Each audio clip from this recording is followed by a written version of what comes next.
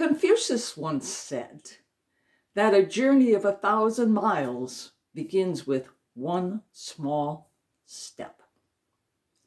And we know that we can't go anywhere forward unless we put our foot forward first.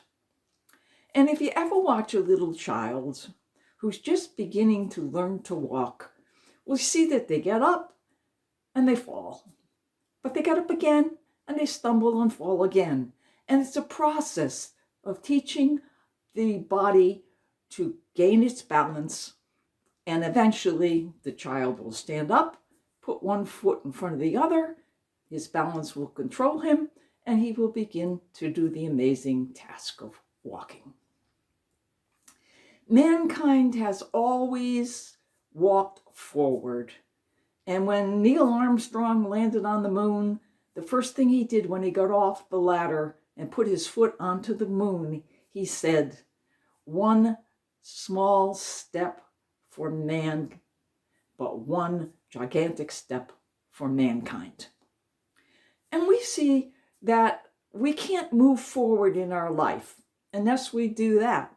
Take one step at a time.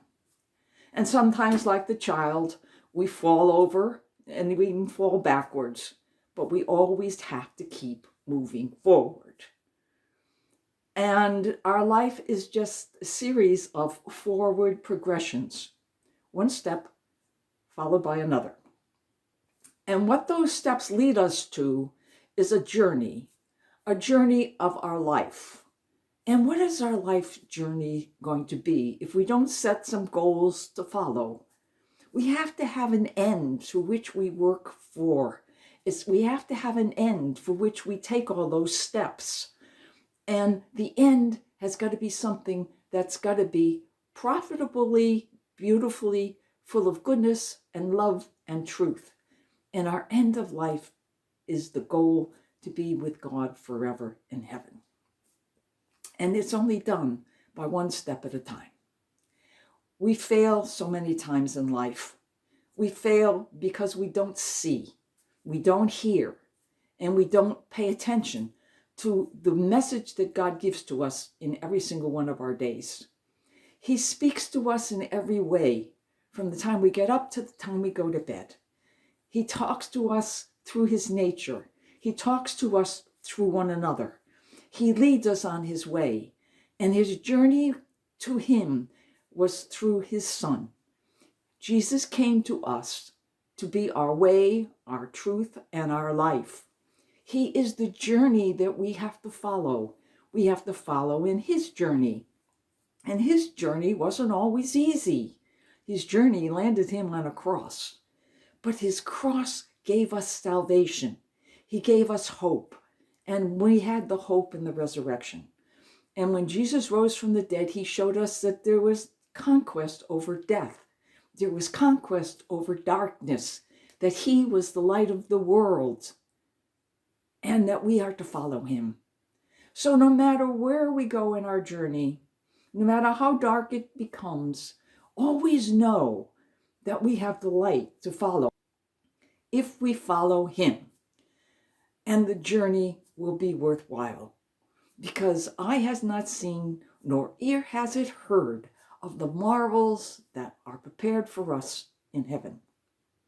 It's our choice. We can choose to follow him or not. We can choose to take our steps forward, or we can continue to just sit and do nothing. The journey is up to us. It's up to us to read the signs and the billboards in our life.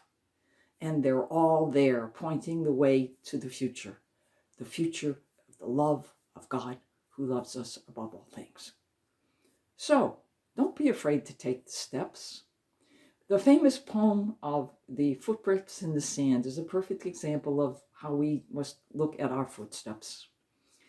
There was a man who had a dream one night, and as he was dreaming, what he saw was Jesus walking with him along the beach. And as he walked along the beach, he saw footprints, Jesus's and his own. And then when he looked at his life and he saw where the footprints were, he noticed that when he had the hardest time in his life, he only saw one set of footprints. So he asked Jesus, he says, how come when I was walking through my life's journey, I always saw you beside me. But in the hardest times in my life, then I only saw one set of footprints. And that's when Jesus turned to the man and said, those were the times that I was carrying you. Do we trust Jesus to carry us through the hardest times in our life? Do we trust Jesus to lead us when we don't know where we're going?